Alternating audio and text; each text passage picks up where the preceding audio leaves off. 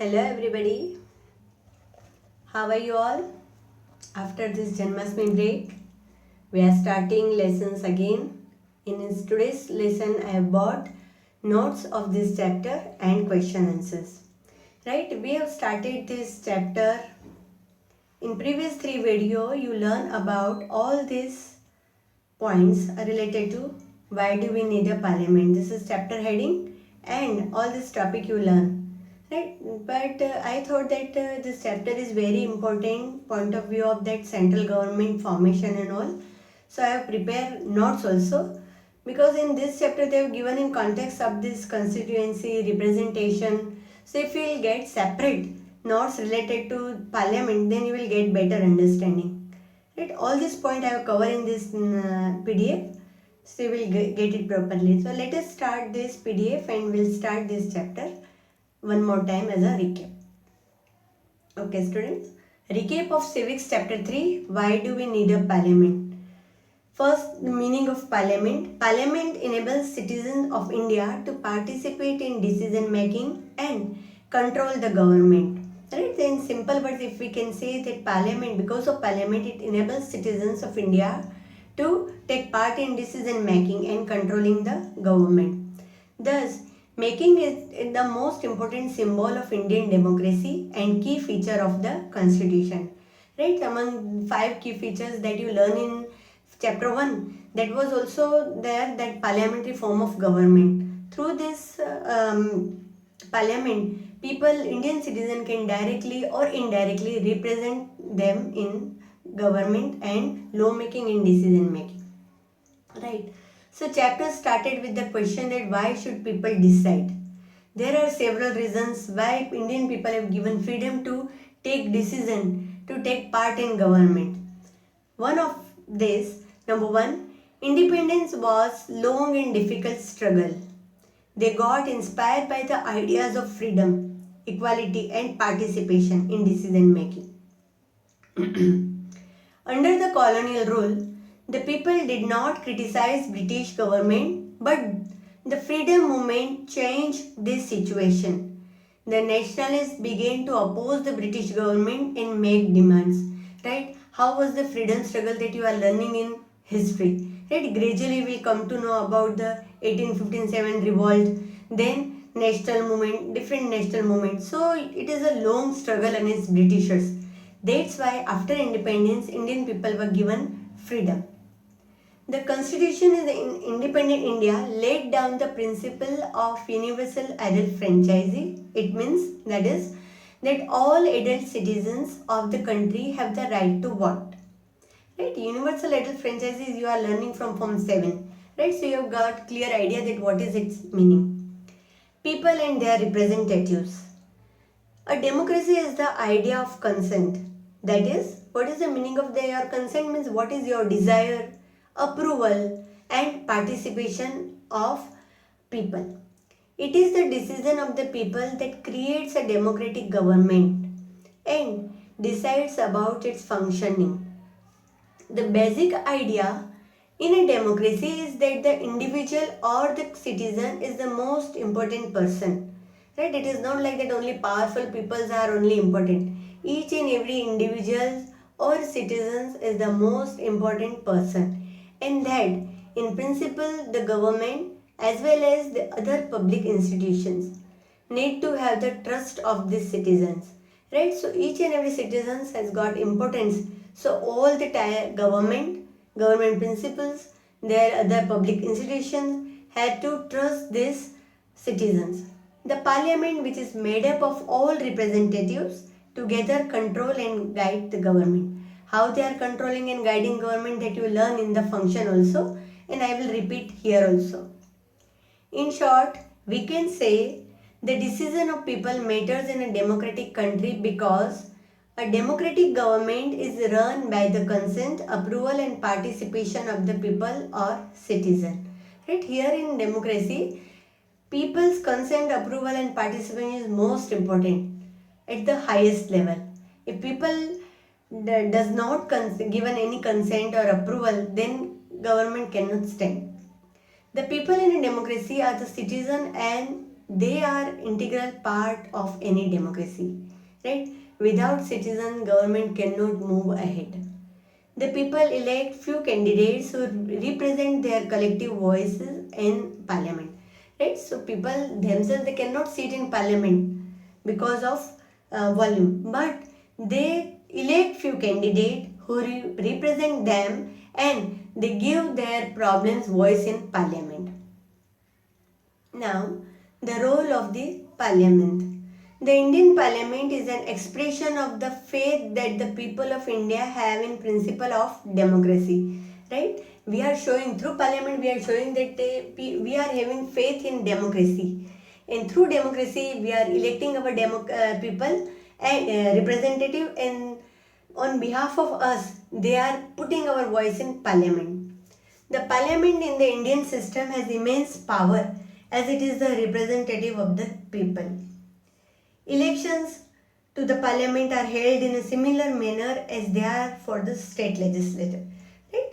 All about the methods of elections, it is same. Right? In last year in Form 7th you learn about state government, how state government form, how state government work.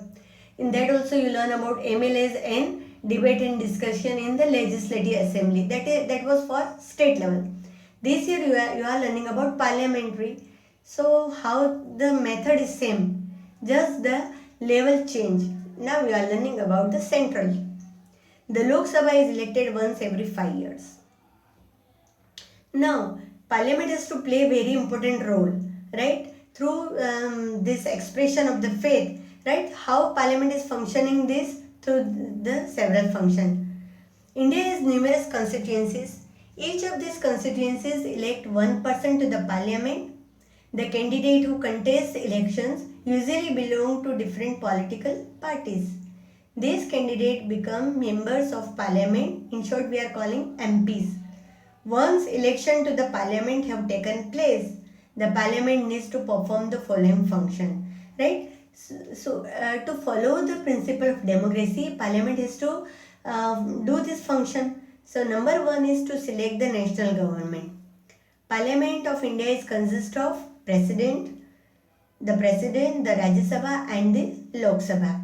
After the Lok Sabha elections, a list is prepared showing how many MPs belong to each political party. Means after election they will prepare a list. Let's suppose BJP, how many candidate, Congress, how many, then they will find the majority. There are 543 elected plus 2 Anglo-Indian nominated members in Lok Sabha. For a political party to form the government, they must have a majority of elected MPs. Right? After making that list, then they will find that which party has got majority. A majority party should have at least half the number, that is 272 members or more. The opposition in parliament is formed by all political parties that oppose the majority. Means those who are not in majority, they are called opposition. And amongst that, largest is called opposition party. One of the most important function of the Lok Sabha is to select the executive. Right? When I started this chapter, at that time in first video only I told you that election of the MPs is a legislature part, and their function it comes in executive, means forming of government. The executive is a group of persons who work together to implement the laws made by parliament. Right? Please underline and note down somewhere. The executive is a group of persons who work together to implement the laws made by parliament. Right? After long debate and discussion, then they come to decision. They form some law, but implementation of law is done by executive. The Prime Minister, okay, which we use the term government, means we can say that executive means government. Those who are governing all the laws in the country. The Prime Minister of India is the leader of the ruling party in the Lok Sabha. When two more different political parties join together, right? Coalition government. I told you in the live classes that when one party, there are many cases when one political party cannot form majority. So they join with other political party and they prove their majority. After proving majority, they can form as a coalition government. In many times it is called alliance also, NDA alliance. So they are alliance means a group of parties or joining parties. Why I emphasize here executive? Because many times students get confused that what is legislature. Legislatures means elected members, right? They have right as a MPs, right? But after legislature, when they form government, they become executive. Okay, so please make it clear. Still, if you are having any doubt related to this term, please ask me. The Rajya Sabha functions primarily as the representative of the state of India in the parliament.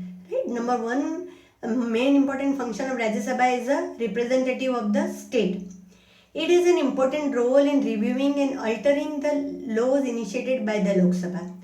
Right now, after all the decision taken by Lok Sabha, then somebody should be there, check and review and altering the laws. Suppose Lok Sabha has made some law, but Rajya Sabha is finding that there is some problem or some issues, it can make it altered. The Rajya Sabha can also initiate legislation. A bill is required to pass through the Rajya Sabha in order to become a law. Right? I have explained you that one first resolution or bill pass in Lok Sabha, then Rajya Sabha, and then it will be signed by President. Then only it become law. The member of Rajya Sabha are elected by the elected members of the legislative assemblies of the various states. Right? You remember in state form, they are forming the legislative assemblies. All the elected members elect the members of Rajya Sabha. Right? Keep in mind, don't get confused that how this Rajya Sabha. Rajya Sabha is never having direct elections through the citizen. But citizens elected their MLAs from the elected legislative assemblies, they will elect Rajya Sabha. There are 233 elected members plus 12 members nominated by the President. These 12 members from the different field, education, law, health, public works, those who have done some good works in this field, they are nominated by President for the Rajya Sabha. Recently we have example of Rajkot, Abhay Bhardwaj. Mr. Abhay Bhardwaj, he is a very popular lawyer in Rajkot, not only in Rajkot but in Gujarat High Court also. So at this year he was nominated as a MP by President because he has done very good work in law. Second function of the parliament is to control, guide and inform the government. The parliament begins with a question hour. The question hour is an important mechanism through which MPs can elicit information. Elicit means deliver or taking out information about the working of the government. Right? So in their constituency, whatever the problems or issues are there, they will ask questions related to that in the government, to the government. By asking questions, the government is alert to its shortcoming. Right? When MPs are asking questions, the government will also get alert that, oh yes, this is the problem, we have done like this, and what are the shortcomings, what are the limitations of the government.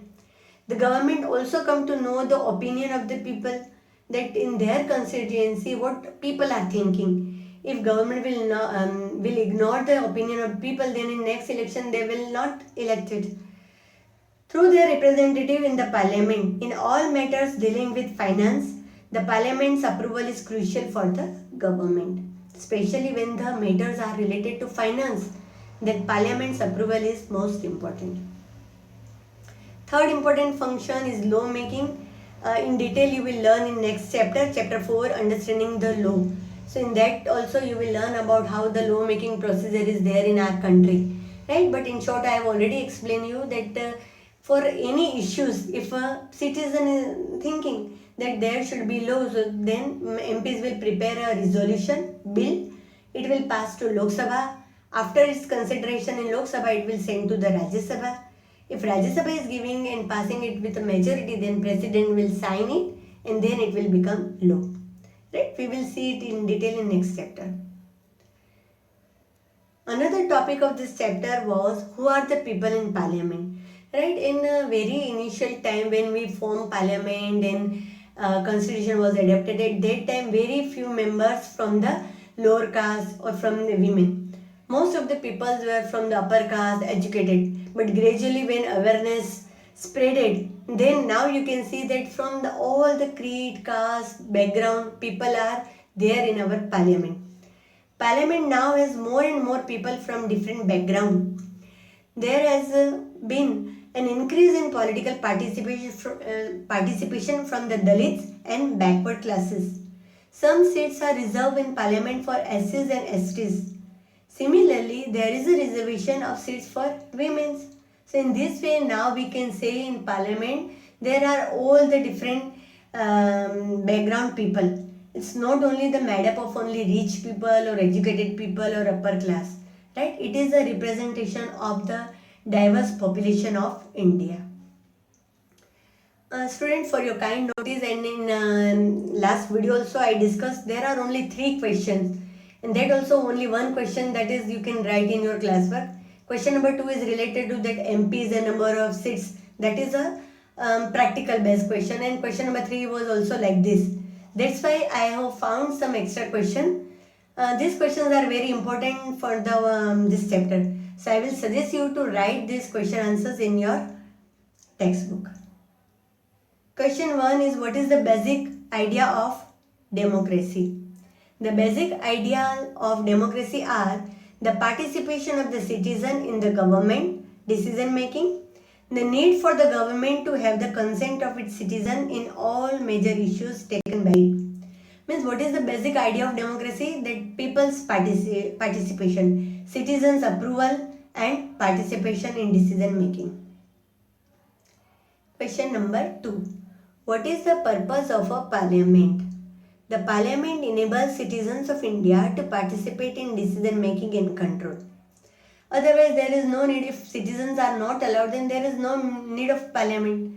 It would be like a dictatorship or monarchy, and in their king's court they will take decision and then apply to the people.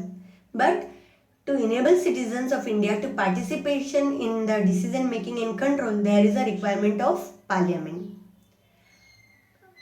How can all the citizens participate in decision making process of the government? In a democracy, general elections are held and all adults have a right to vote. The citizen elect few people to represent them in parliament.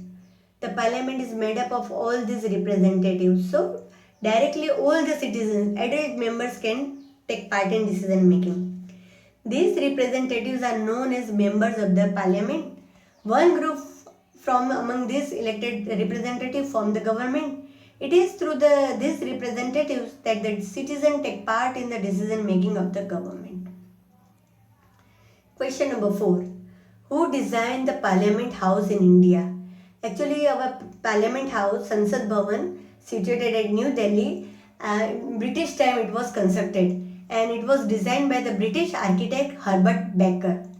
First, Britishers used to take their assemblies and all according to their rules and regulation. After independence, we converted it into Parliament House. What is an EVM? You remember that picture was given on an elephant, they were carrying all the things. At that time also this word came. An EVM is an electronic voting machine used for elections in India. Indian voting machine use a two-piece system with a ballot unit presenting the voter with a button for each choice connected by a cable to electronic ballot box. Means there are 2 units. In one unit it will show the candidates. If you press on that thing, then your it is connected with the another unit. It is called ballot box. Your vote will be there in the ballot box. It is totally electronic machine. Now this is very important and it is not given in your textbook.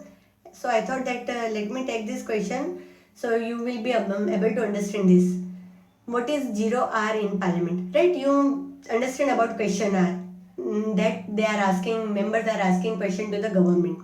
But 0R is also important mechanism. Right? The time immediately following by the question R has become to be known as 0R. It starts at around 12 noon. Hence the name is 0R. And members can, with prior notice to the speaker, raise issues of importance during this time. Right? So the time immediately starts after question R is called 0R because it starts at around 12 noon, and members who has taken prior permission of speaker that I wanted to raise this question, they can ask question in this time.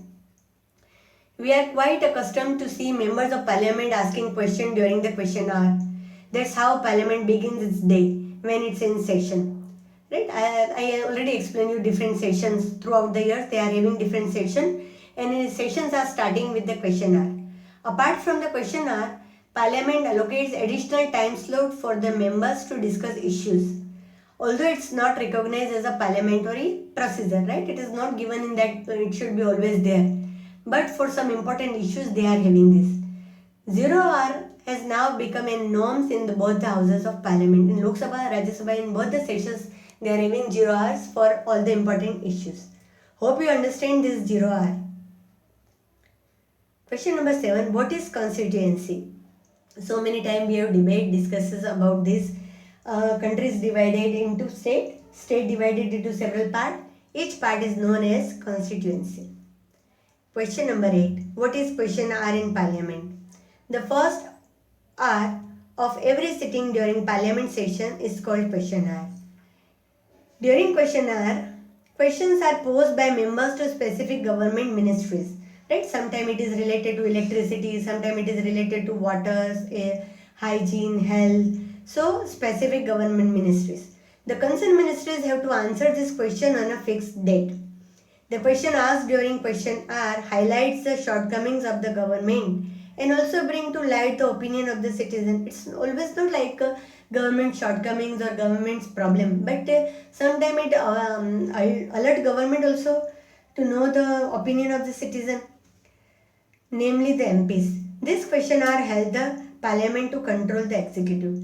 So in this way, MPs controlling the government that these are the problems, what you have done, why you have not solved this problem, how long time it will take to solve the problem of my constituency. In this way, they are controlling the executive. Executive here means government.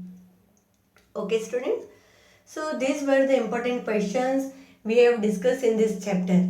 So I hope that through this PDF you will get the revision or recap of the whole chapter and you will find it very important. I will put this PDF in your ERP, so anytime you can revise it and you will able to write question answers. For this chapter specially, I will suggest that only one textual question answer is there. So you will write this 8 question answers, extra question answers also in your classwork. Okay students, have a fantastic day. Goodbye.